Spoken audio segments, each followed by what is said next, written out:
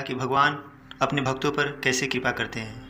कभी कभी ज़िंदगी में जो चीज़ हमें सबसे बड़ा दुख लगता है वही भगवान की सबसे बड़ी कृपा होती है। एक गरीब पिता की बेटी की शादी और सब कुछ तय हो चुका था, गहने आ चुके थे, दहेज दिया जा चुका था, बारात आने वाली थी और हो गई एक अनोखी कहानी जो आगे चलकर हमको पता चलेगी। बल्कि बारात के जगह पर आई उसके घर पुलिस की गाड़ी।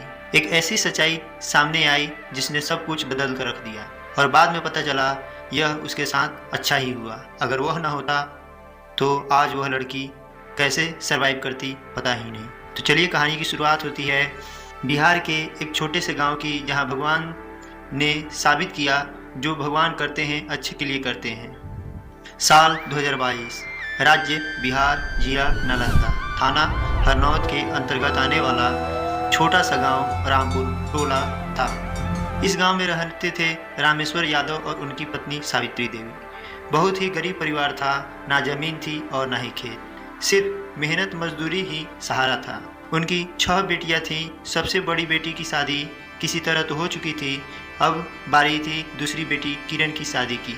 चिंता ने उन्हें दिन रात सताए थे। रामेश्वर यादव सुबह मजदूरी पर जाते और रात को थके हुए लौटते। अक्सर आसमान की ओर देखकर कहते, हे भगवान, मेरी बेटियों की शादी कैसे होगी। एक दिन गांव के रिश्तेदार शिवनाथ जी एक खुशखबरी लेकर आए। उन्होंने कहा, रामेश्वर जी, बहुत अच्छा रिश्ता मिला है, लड़का मेहनती है और परिवार भी अच्छा है। गरीब पिता की आंखों में उम्मीद चमकी। कुछ ही दिनों में दोनों परिवार मिले। लड़के के पिता महेंद्र सिंह ने रिश्ता पक्का कर दिया। लड़के वालों की तरफ से गहने दिए गए और समाज के डर से रामेश्वर यादव ने कर्ज लेकर एक पुरानी गाड़ी और दहेज का पैसा भी दे दिया। घर में खुशियां लौट आई। किरण की बहनें शादी की तैयारी में लग गई और घर सजने लगा, गीत गूंजने लगी। लेकिन किस्मत कुछ और ही लिख चुकी थी। शादी में सिर्फ कुछ ही दिन बाकी थे, तभी दोपहर के समय गांव में अचानक पुलिस की गाड़ी आकर रुकी। पूरे गांव में हलचल मच गई। पुलिस अधिकारी ने सभी परिवार वालों को बुलाया और सख्त आवाज में कहा, यह शादी नहीं हो सकती। रामेश्वर यादव ने पैरों तले जमीन खिसक गई। उन्होंने कांपती आवाज में पूछा, साहब क्या गलती हुई है। अधिकारी ने पूछा, क्या आपने लड़की की उम्र जांच की थी। रामेश्वर चुप हो गए।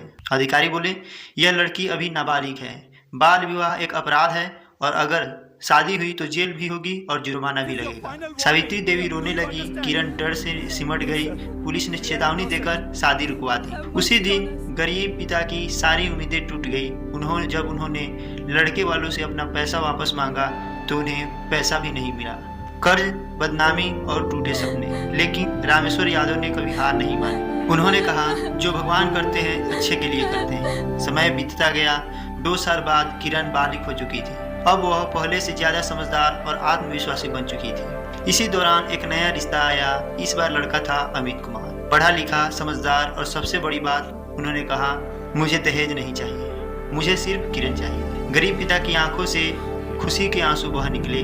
शादी सादगी से संपन्न हुई और फिर एक दिन गांव में खबर आई, जिस लड़के से पहले किरण की शादी तय हुई थी उसे टीबी की गंभीर बीमारी हो गई थी। वह लंबे समय से अस्पताल में जिंदगी से लड़ रहा था। यह सुनकर रामेश्वर यादव आसमान की ओर देखने लगे।